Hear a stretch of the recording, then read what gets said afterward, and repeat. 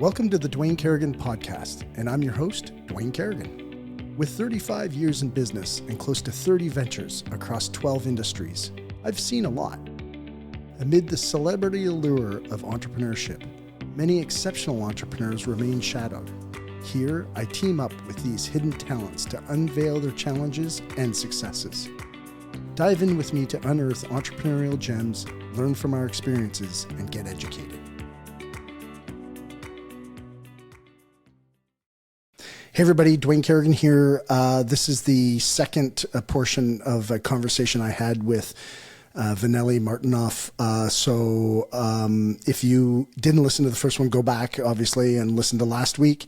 But tune into this week. We talk about some amazing things here, and I think you're really going to enjoy the conversation. If you are in operations, in hospitality, have an operations division to your company, and if you're in business, you have operations. So she's somebody you want to listen to, trust me, and just listen to how she leads from her feminine place, and as a woman, it's inspiring, actually. So thank you very much, guys.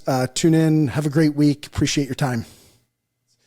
I know your husband's in a 1%, area, but so were you when you were working at that golf course. Oh, sure. Was that a strategy? Like when you were at college, you're like, I'm going to go and apply to be the intern at the most expensive golf course in the world.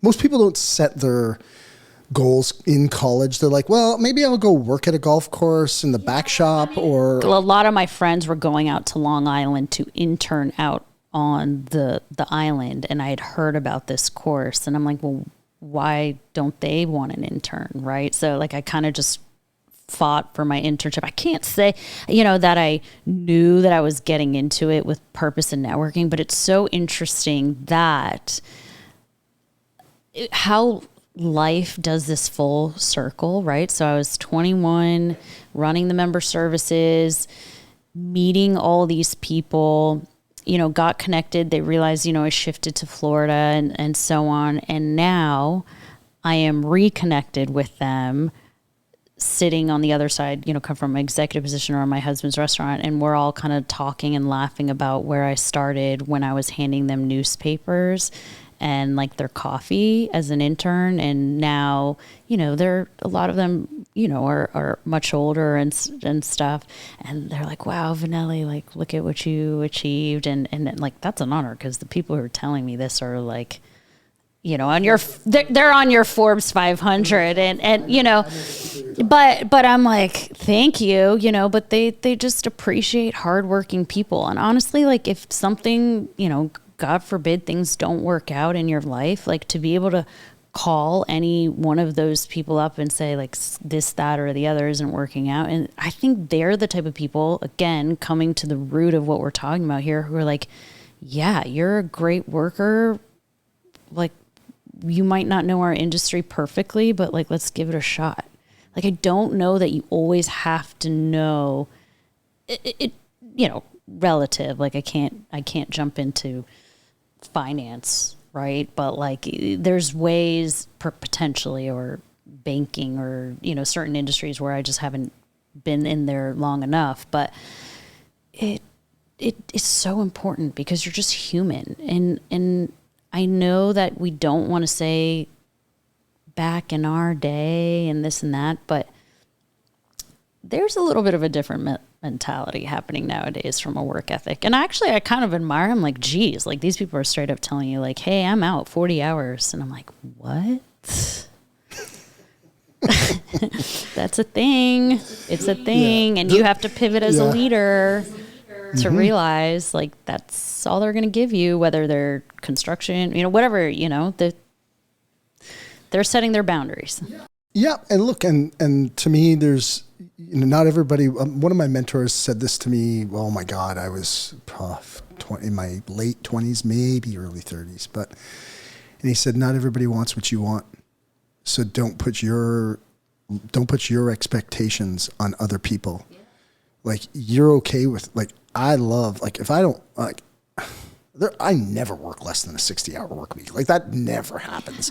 I mean, whether I'm traveling, and my wife and I, we've traveled all over the world, like, we'll travel and we'll work, you know, and it's like maybe when we're traveling, we wouldn't. But we're not trying to glamorize overworking. Like I don't want to glamorize it and be like, or not, the word's not glamorous. Like, I'm not trying to say, like, oh, you have to work. Like, maybe you can be really freaking successful off 40 hours. I mean, maybe that's the thing. I just think more often than not, like, there's that. But I think is it shocking to you, though? What I'm seeing is, you said it well. Like, these people don't want what you want, right? But also they're kind of like, well, we want to work this much, but we expect to get paid this much. And you're like, wait a minute, like, do you realize what it's taken for the rest of the world to get from this A to Z type point? And it's a little bit more hands out kind of. Yeah, I think so. But I think some of that changed in, like, I think that some of that got created in COVID. Yeah.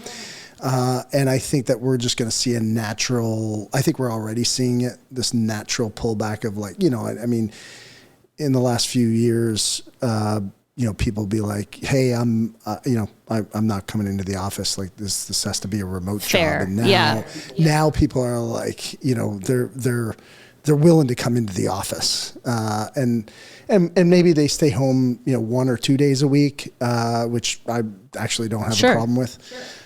Especially if they have long commutes. Like, why spend 3 hours in the car? I'm with you. We've totally modeled on trying to be more, especially in the summer, like, more free to, you can work from home type of mentality. We have to, right? Like, those are the pivots you have to make. Yep, 100%. But I also think, I think there is a bit of that mentality, but there's no question there's a balance. And I think it's, you know, people also have to realize, like, what is it that you want? What is it that you desire? And like I said earlier, you can have anything in life you want, but you can't have everything you want. And I do think, like, one of the things that I'm seeing is, especially with, you know, younger people, is, you know, they start to get into their mid-20s and start to realize, like, okay, shit, like, they come out of university, half of them are getting retail jobs, they've got, you know, debt up their yin-yang from school, and they're literally working a job after 4 years of college or university, and then they're going into, you know, a job that they could have gotten before they even went to school. And it's like, you know, so then all of a sudden the pressure starts to crank up, and so I think that's there's a lot changing. I agree. My husband and I were talking about, by the time Matt goes to college, will there be college? I don't think so. I don't think there'll be college by the time he gets to high school. Yeah.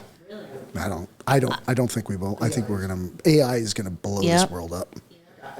Like, if I'm a teacher. Mm-hmm. You should be a teacher. You're good at this. Yeah. No, I You'd be shouldn't. fun as hell. Trust me. I mean, I would actually love to do. I would like to go do some college, like some teaching entrepreneurship stuff. It's as much a calendar thing as it is anything now. But regardless, I think when it comes to, if my aspirations are to be a teacher, that is going to look a lot different in the next 10 years. I just don't think, like, it's a whole different conversation. We've had lots of these conversations with other, you know, other guests on the podcast about AI and where AI is going. And, you know, I had a think tank for 5 years. We would bring in an intern for 4 months during the summer, somebody from college or university, and all they would do all day long is just research technology. And this just goes back a few years. And one of them was AI, and we would be talking, they would report. So what they do is they would basically do research all week long. And then the C-suite team would go into the boardroom. They would present for about an hour to an hour and a half on what they researched for that week. And then we would kind of have a conversation, you know, collectively agree, okay, let's go in certain directions. And every week we would do this for 4 months, and we did it for, I think, 4 or 5 years. And at that time, there was like AI was obviously one of the big topics, but it was like AI, this, potentially that, yeah, da, da, da. And then in about 2023, like AI, all of a sudden, like ChatGPT came out and it really got integrated. And I mean, now it's like almost everybody, most people you talk to in business is using it or aware of it. There's still some people that aren't. I'm one of them that I got to get on this train. Dwayne. Well, so it's funny that you say this because, I mean, AI is going to make the onset of the internet look like a blip. I mean, that's how big AI is going to, like, so many things are going to be done through AI.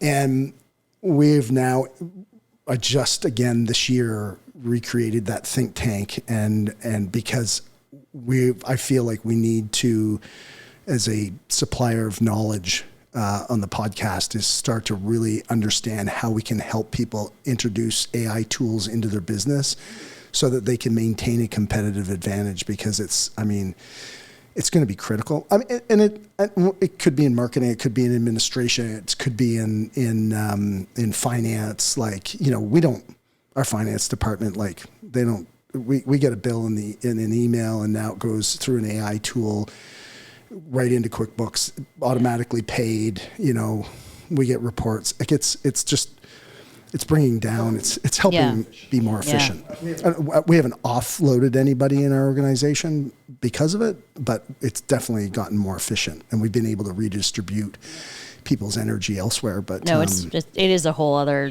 topic for another time, but it is interesting that, again, when you're in the bustle of the season and all that, you're like, oh, the AI and ChatGPT, everyone's talking about it. And now I'm like, wow, our company has to start seeing how is this relevant to equestrian sport, hospitality, and season operations and all of it. Yeah. But I think, it's funny though. This is the thing this is why I love operations. Like I'm an operator, like, and so that's the one area, like there's certain areas that are, I think, a little bit protected / shielded from some technology. And I mean, certainly there's lots of tools you can use to enhance and make operations more efficient. But at the end of the day, there are still people doing work, executing on plans, whether it's, the development of a project, then the execution of the project, and then the post. They're physically doing it, right? So the AI may build a standard of procedures or all those things, but you got to still make sure that. So, I mean, I want to get back. Sorry, we got kind of off track, but we were talking earlier about you being the company counselor. I don't know what your word was, but that was the bumper sticker okay. I was kind of given. Yeah. But I'm curious, like, how can you kind of maybe just kind of explore that a little bit, and your thought and process about that, because there's a lot of people out there that are own business, operating businesses, and they think, like, the old adage is keep your personal life at home and don't bring it into the workplace. And it's like, I don't personally believe that, but that's just me. But I'm curious your take on it and how you cope with it, how you handle it. So really, I'm just kind of the open door. People come in, and honestly, a lot of the time it's work related, kind of what we need to talk through and work through. And I think when I say company counselor, a lot of it is, most of the time I would say, 60, 70%, it's the challenges of the work, whether it's director level, even executive level, or lower level management. They're coming to me and they don't know how to get past a point, or they just want my feedback on, do they think they're doing the right thing, right? So it's that ability of, maybe I'm giving them the peace of mind. And I listen, do I always have the right answer? Maybe not, but I think it's just that comfort of knowing that someone's there to validate your next move.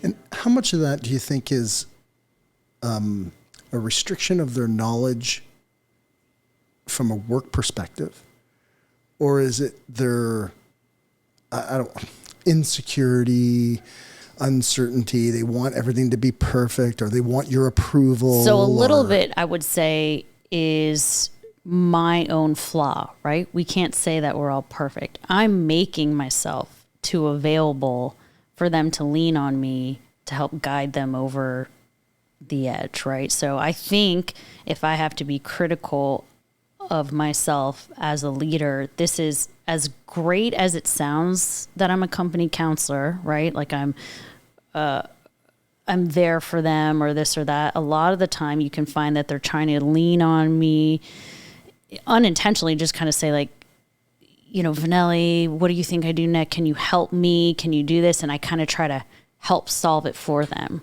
right? So if you're growing your lower team or those around you, you need them to develop that confidence and ability to take that on and not lean on me so often.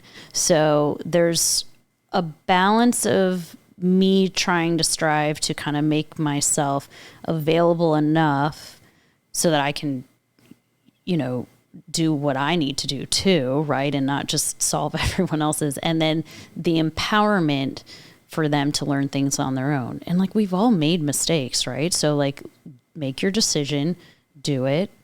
Most of the time it's always okay. And then if it's not okay, we learn from that and we pivot and we do that. Does that make sense? So probably from senior leadership, you know, because I report to people too, they're kind of like, we love you, you know, you are the company counselor and so on, but geez, you know, stop being the person, like people are leaning on you too much.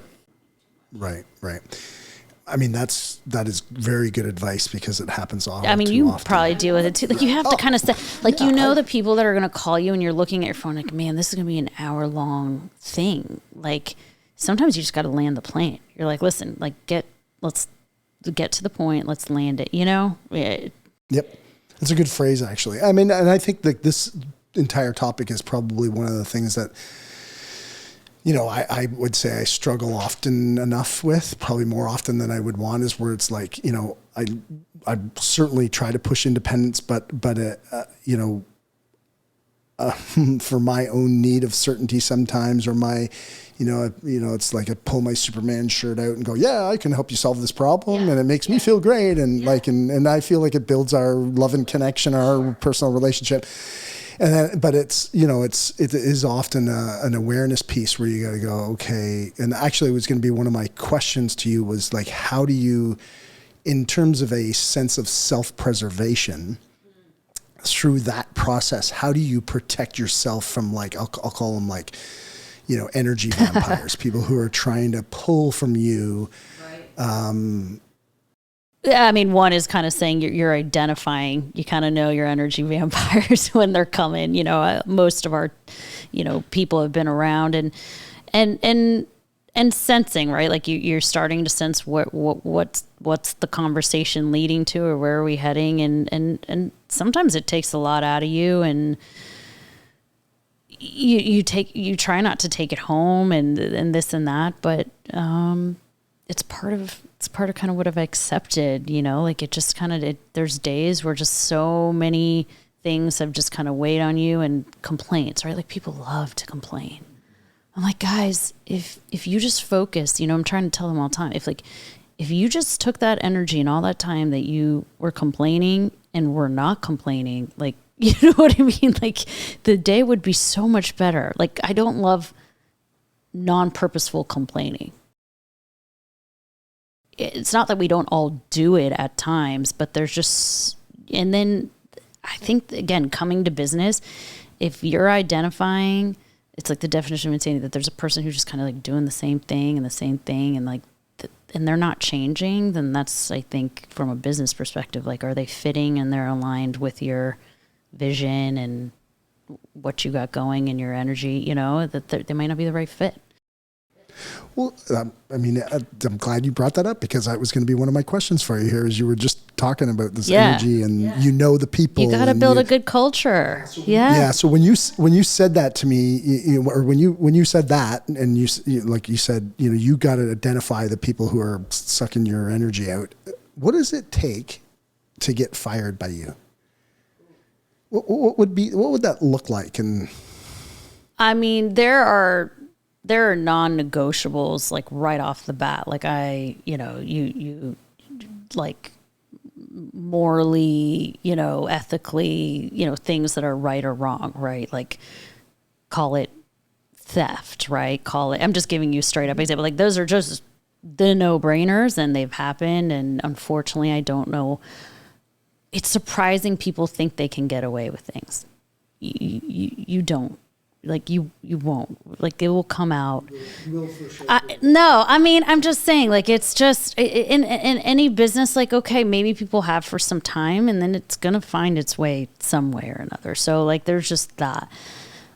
I would say that our core group is been there probably around 100 employees annually. And then we scale up to close to, I oversee around 600 and then my colleague 1,000. Like I would say for a 3-month period, right? Like when you got that short-term group, it's kind of hard to like tackle enough to make that decision. So I've been grateful enough to say that I haven't had to fire too many, handful, but have people had to come sit in my office and were like, yeah, like this is not a repeat scenario. And again, I'm not trying to get into, I probably need to try to get you into specifics on what it is. But I mean, listen, like if you're not performing, and we're pretty, I think because we're such a unique business, like job descriptions can be a little bit gray,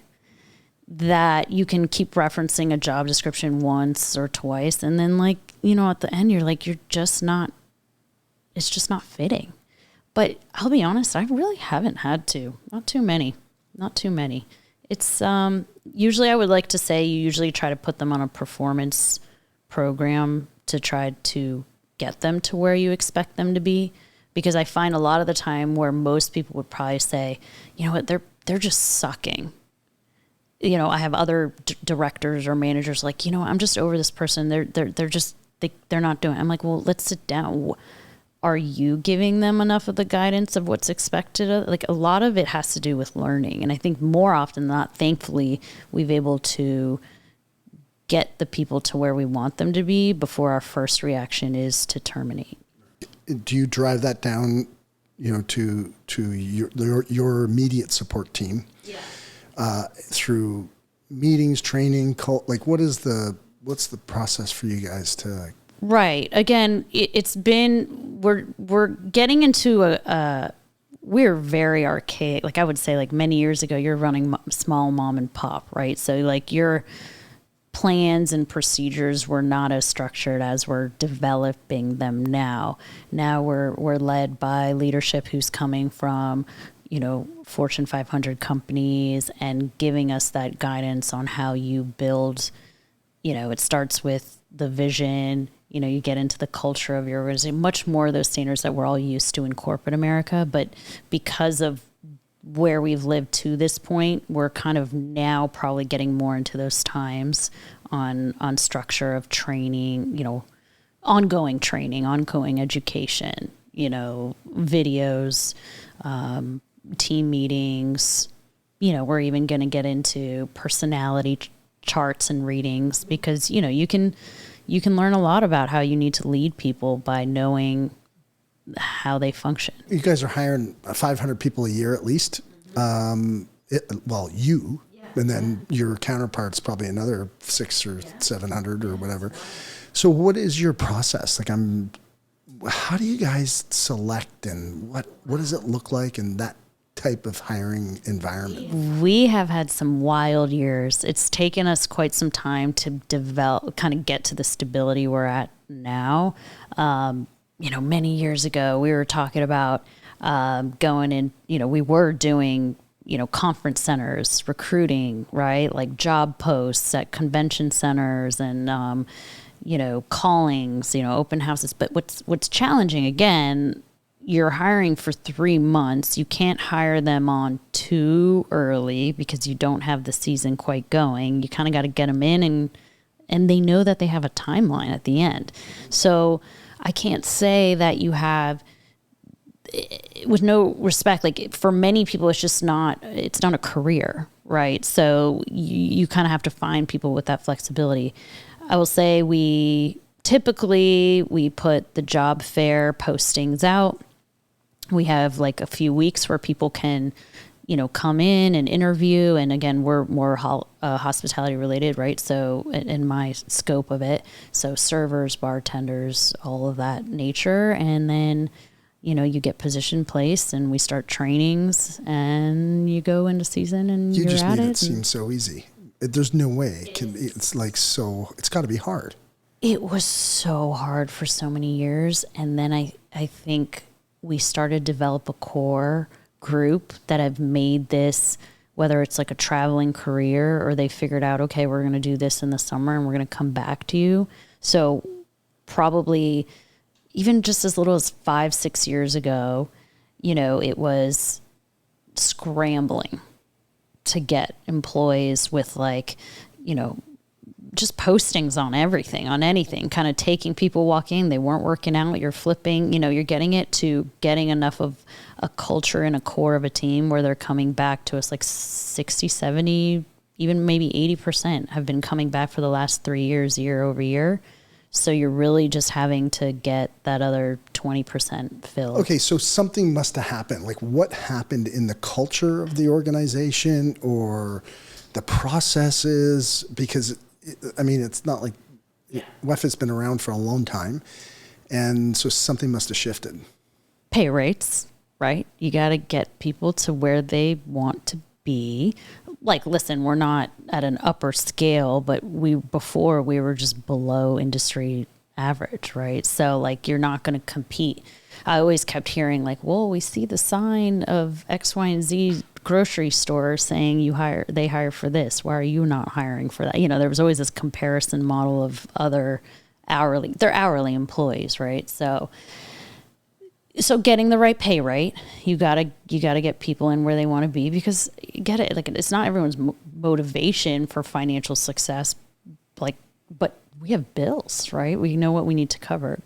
And then I would say getting the right repeat managers, right? So we've created a culture. Our director of food and beverage has done an excellent job of identifying some great key leaders that come back to us every year. And those managers amongst those individual departments, this venue, that venue, what have you, are creating kind of that culture and environment amongst themselves. We do gift card motivations, right? So you do incentive programs, you get their buy-in, you do fun, win X prize if you sell this many things. So you inspire them to have fun. Like almost a gamification type of thing. Yeah, some gamification. Again, money doesn't hurt. You do this, you get some $50 gift card, you do this, we get you some cool gear. It's all relative to what industry you're working in or whatever, but for what's working for us is that, and even just recognition. So every week, amongst departments, we do, little awards, little highlights. Hey, this employee shined. Like, people just want to be recognized and valued that they're there and working. And we personally, as executives, I found more and more and more, I just like to go around and thank people. And you gotta do it. You gotta thank people for being there and taking care of your customers. Because if they're not happy, that's going to translate to everybody else. 100%. So I have job fairs, pay rate, management, which mean key leaders. Like leadership, right, key leaders. Incentives and recognition. How are you guys monitoring whether or not a campaign like that works, or whether you have the right manager who's managing these key leaders in order for them to come back, in order for the training to be consistent, or their workers to come back because they know they love the leader that they're working for? And yeah, are you guys looking at that data? Probably not as much as we should. I'm not speaking with much clarity of our percentages of return and so on, only because probably just, again, like I said, in the last few years, we're starting to see that trend of consistency. I would say this year, like a lot of it too is probably the stability of our industry, and knowing that this venue has like future intentions of growth, like our venue, the town of that we work in, Wellington, is growing, and like the economic impact of what we do is creating stability that I think people are going to start to see the opportunity for long-term jobs. So, we let them know that, like the people who are invested with us to come back year over year, we're like, listen, if we can extend this from 3 months to 6 months or 6 months to 8 months. So it's the buy-in of kind of trying to see if we can get that for most people. From a management of their satisfaction and stuff during season, I appreciate that. Like our higher executives, they just do kind of these blind check-ins, right? They'll just pull a few groups from the kitchen or a few people from staff or a few people from the grounds and say, hey, like, what do you think of your management or your leadership? And they kind of get to boots on the ground and, you don't get in trouble or anything like that. Just say what you have to say. Are you getting the resources you need? Are you getting the support that you need? Are you feeling appreciated? And thankfully, because I think that we're seeing this return that we're getting that good feedback. That what does that look like? Like, does the executive team go out onto the grounds, or do they bring people in, or is it a poll or survey? It's actually been our CEO. He kind of just told us we're not in it. We're kind of the executives, and then there's the directors and the managers, and our CEO said, listen, like, this is something I do, and he's done in his other companies. I get in there, and I think he kind of has like a table, and he works on the grounds and stuff, and he'll kind of just pull a few people in here and there, and hey, let's sit down and have a chat.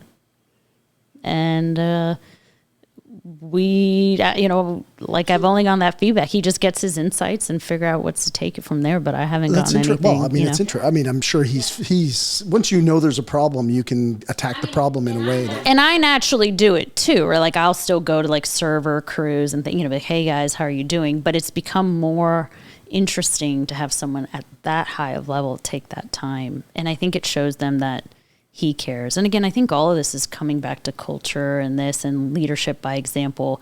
As simple as it is, one of our biggest impacts of like a buy-in of everyone, it sounds silly, but it can be related. Pick up trash, right? It's a horse show. There's trash everywhere.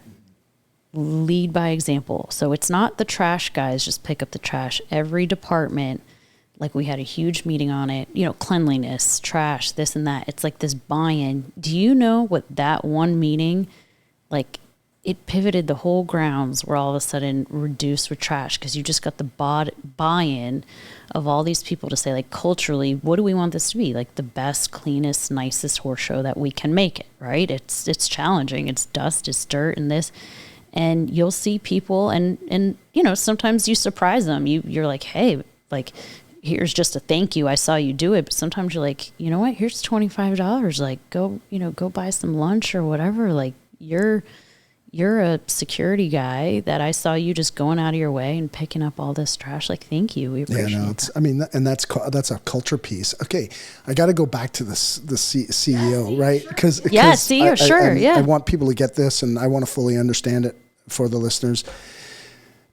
So he will work on the grounds, like he grabs a table somewhere on the grounds and then he'll just go find some people, or in our club, like in our membership club, people have their table, like it's their dining, right? So he has one and he kind of posts up there, to eat and dine or whatever. And I think he just takes those opportunities, he just starts to go walk around and catches up with a few people. He's just very approachable, right? Or he'll just reach out to people and just say, hey, jump crew, or hey, grounds crew, like, or you'll just see him, like the guys are moving trash cans and he'll just start moving trash cans with them and be like, hey, can you like line these up a little bit this way and that way? And people are looking at him like, is that the big boss, And you're like, yeah. And like, I think that's so cool because that's exactly the stylistic approach I think I've talked with naturally, like that I've had coming into this. And then you have a leader who's doing the same thing. Like, and again, this is a person where you don't assume that they will do those types of things because, again, they've run this, that, and the other companies. Listeners, so you know, like, we're not going to say his name because we don't have permission, but this guy has run some of the biggest companies in North America. Yeah. Like, this guy's and they were international too. And like, when people see the care he puts into making things right, and again, we're hospitality, right? So we want the best experience for our customers. Then I think when people start to notice around you, you're like, oh my gosh, like, what are you going to do when your CEO is walking by you picking up trash? And like, even I've done it. Like, I'm just walking, I'm talking and whatever, and he's like, oh, like, let me pick this up, pick that up, and I'm like, oh shit, like, I'm sorry, like, and he's like, no, it's cool, like, it's just natural to me, and you're just like, it buys you in.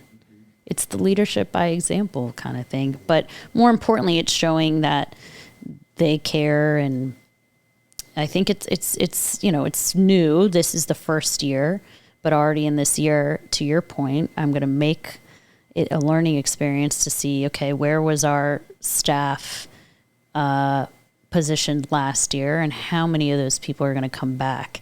And I'd love to come back and be able to tell you, I thought it was 70-30, let's say, and this year we're at 90% return employees because they said, yeah, this is the place we want to be. It'll be, I'm actually going to, I know where to find you always because you do, you got to come see us. I think, to the point of the CEO and what he does, I think you are very similar in that way. It's like, if Tennille and I know if we want to see you, I just have to go to an event on a busy night and you will be there hands-on with your people. Not in an office taking calls and managing from above. You're on the ground every single day, grinding it out with your people in, the heat of battle, if you will. And that, is the time to, that's where leadership shows is being there to support your people. And that was one of the things that just impressed me the most when I first met you. I remember the first day we met you. And it was just like, I'm like, holy shit, this girl is on fire. Like, I actually think you had a security guard the first time I met you. I do. I tend to at times, basically because I can deal with conflict management. Listen, we don't need to do it. We don't have it anymore. But yeah, I don't know. It's like this adrenaline rush on those nights. You're talking, you're present, but I think you have like 20 eyes. I have like eyes on the back of my head. I have an earpiece in and people are talking to me and you're just problem solving like 15, 20 things in one moment of a time. And it takes you a while to come down from it when you get home at night because you're just like buzzing, and that has not changed. It's wild. It's 16 years of doing it.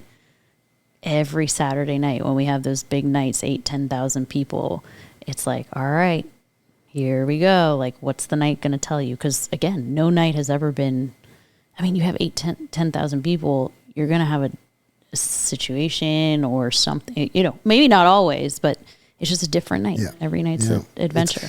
I'm curious, and because I know you have a heart out here and we're approaching that time frame, but what, like, if you were to put a bumper sticker on your operational experience and the processes or whatever, I don't even want to frame it, but it's like, kind of an open-ended question of like, man, what are the biggest learning lessons that you would want to pass on to others in operations? Ooh, that'd be a long bumper sticker. Let me try to shorten up what I think that would be. I feel like talking to you today is kind of made me start to think about it, right? Like, so I'm trying to reflect. I would say just go get it, right? Like, go.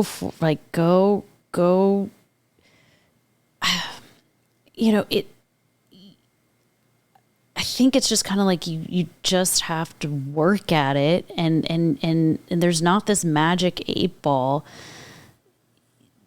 You gotta want it. Like, I don't know how to if you can pull the words of what I'm trying to say out of it. It's just like is it hustle? Is it drive? Is it just tackling every day? Like, does it make sense? Like, don't try to best prepare and know that you're going to have to always react and accept that's kind of what it is in operations. Maybe that's the best way to say, like, because operations, I think, are a form of chaos in any business. Like, you want it to be structured.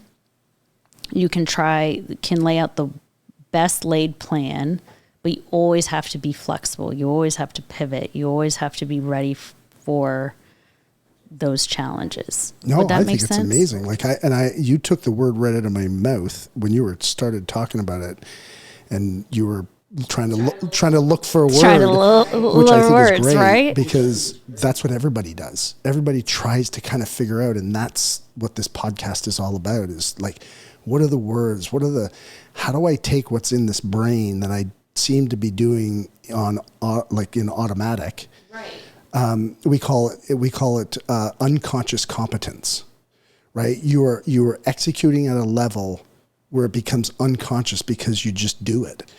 But the word that you got to, which was the first word you got to, and that was the word. As soon as you started talking, I was like, I think I'm going to nickname her Hustle. Or hustler, like, because that's what I see in you, is like, you're just out there and you're hustling. You're making it happen. And I'm going to ask you one more question because it popped into my head when you were just talking there, which was, is it fearlessness or courage? I wish I could say I do not live in fear. I think that would be like a stronger approach. And it's funny, again, another leader said it to me, like, what if you don't live in fear, Vanelli? Like, don't live in fear. Like, I think that is a mentality of like high level leadership. Like, you can't be scared. Maybe I'm still not there yet, right? Like,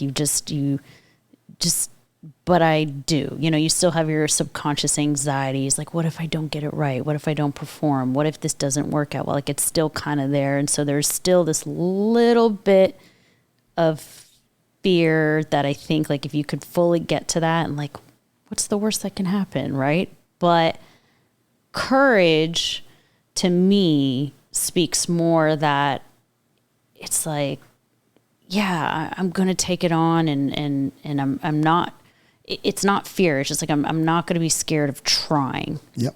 I agree. I mean, I also think too, that the fear thing is like, does your fear compel you? Or does it hold you back?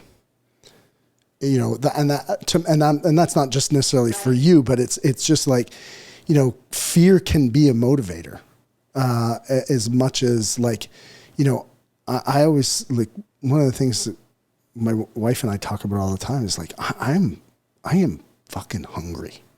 Like, I'm 54 years old. I could have, my dad retired at, I think, 49, wasn't a wealthy man or anything like that. He had a business, he sold it, and he wanted a certain lifestyle, and he had enough money, was not a lot. But it, allowed him to live and my mom to live, and they had a very comfortable, but it's like, I'm just so hungry. And part of that, I think there's a fear of, not having, not having the ability to do what I want when I want to do it. And it drives my hunger. And I'm okay with that. I'm okay with, I feel that. But I think but I love your courage piece because, in spite of fear, whatever that might be, I move forward with, you move forward with courage. Mm-hmm. That's what I heard. I heard I move forward with courage because it's weird. Like, had you met me a year ago, maybe things would be different, but like, fear to me now, like, we're talking kind of like it's so business oriented or all of this, but again, not to pivot completely, but my whole, it's, people are like, oh, your kids change your life, but it's true. Like, my child has changed my perspective on what fear is. And fear of failure in business or in my career or at this point doesn't matter. Fear for me is the health of like my child who's undergone some heart surgery, and great, we're doing good now. You know what I mean? Like in his health and doing okay, and like the health and wealth, not even financial, you know, of just like the stability of my family and that home front. And I'm not saying that I'm telling you like, oh, my family is, it is more important to me, I guess I would say, than where that career would do, because I think now at this point, it's like I've gotten to the point where I have enough confidence where if this isn't working for me, or I'm not doing it correctly, or I'm not achieving and it's not panning out, then I'll figure out what makes sense from a career and operations perspective that will always make the family part be the most important. But I feel like you've gotten to that level in your career, and your level of experience and expertise as a result of those experiences allows you to perform at a higher level with less. You don't have to put in the horsepower that you had to put in, say, 10 years ago to get the same result, right? Like, Yeah.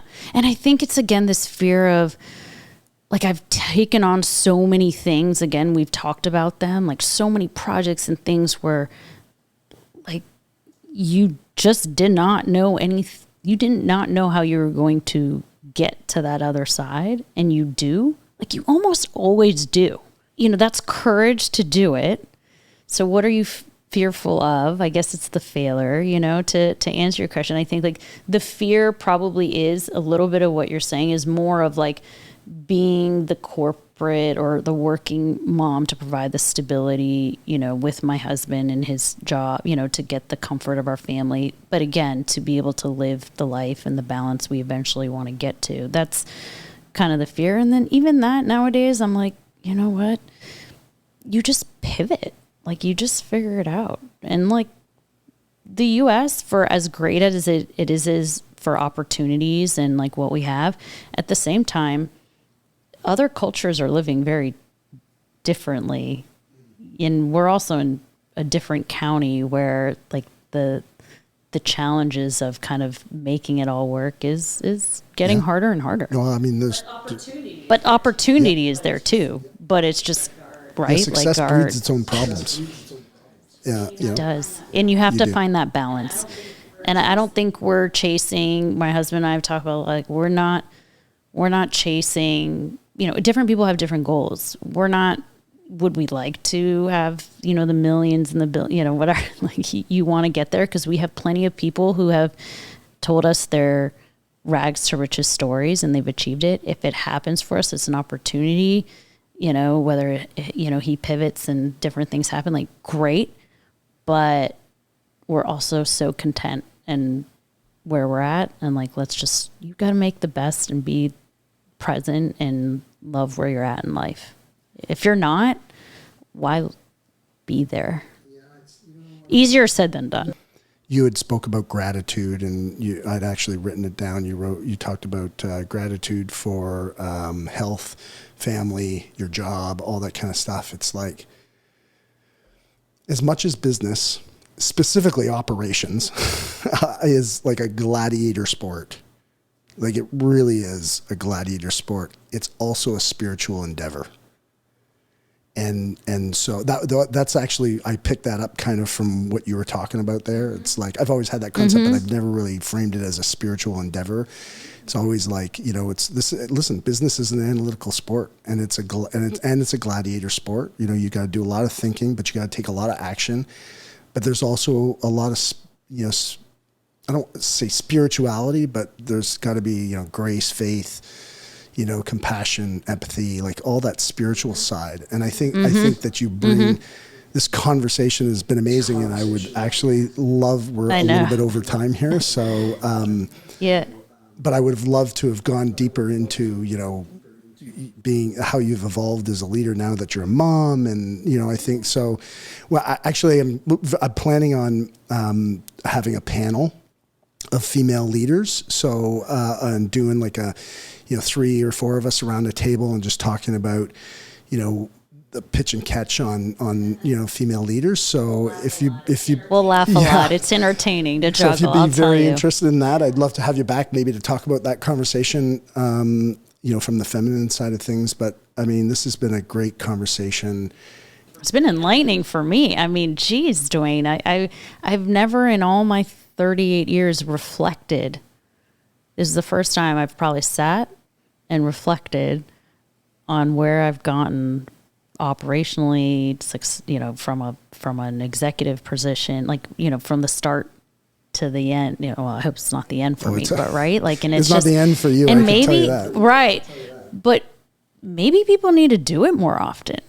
Maybe we do need to pulse check and be pause. What are we doing right? What are we not? That's something for you, for me to take away from. Yeah, I mean, it's interesting. We're working on an educational program right now, actually, for our listeners, and there's a piece of it in there. I don't have timing, a line of sight on any of that stuff yet, but it is something that we're working on in the background. But I think, your share here today, I really wanted to have you on this show because I see how you operate with such excellence. And actually it's not just me. It's I rely a lot on my wife. She's so smart. And when we just see what you do, it's holy shit. It's you're a firecracker. And I don't know if I've said it enough. I appreciate that you're recognizing me, if you will, and my strive and drive for that. But I will say none of that happens without the team around you. And so, not whether people are listening, I think for a leader to not recognize that you're only as successful as all those people around you would kill me if I had not mentioned that that's the root of success too, because you got to put the right people in the right seats, right? And then it helps you grow as a leader too. And I think we've, succeeded. Well, I mean, and that's why you're noted as the company counselor. And it goes back to a little bit of think too about the feminine energy that you show up with is people, want to work for you, want to do the best for you. So thank you for being here. I appreciate it. It's a great time. I'm so grateful. I wish we had more time, but we'll have coffee again. Sure. Thank you. Yeah. Thank you, my dear. Thank you. Oh, how can people find you? Dwayne. Or if you do want them to find you? At wellingtoninternational.com, and you can reach out to our organization, or you can email me at vmartinov@wellingtoninternational.com, and we can catch up, and I'm happy to answer questions, or if interested in joining the organization or learning more. Yeah. If we're hiring want to work for Vanelli, I can tell you will learn. No, genuinely, or just grab a coffee. Well, I love to talk to people. it wouldn't, it happens often sometimes that where listeners will go, they resonate with somebody and go, wow, that person would be a great role model. And it's one of the things that we preach on the podcast is if it doesn't matter if you're young, if you're 80 years old and you're in I knew a lady who she was 72 years old and she started taking her law degree. And it was amazing to listen to her story about how she, built mentors and role models in that. Oh, I'd love that. So I think you would be a great role model and mentor and all that kind of stuff. So thank you for being here, dear. I appreciate you so much. Thanks, Dwayne. Appreciate everyone. Thanks. Bye.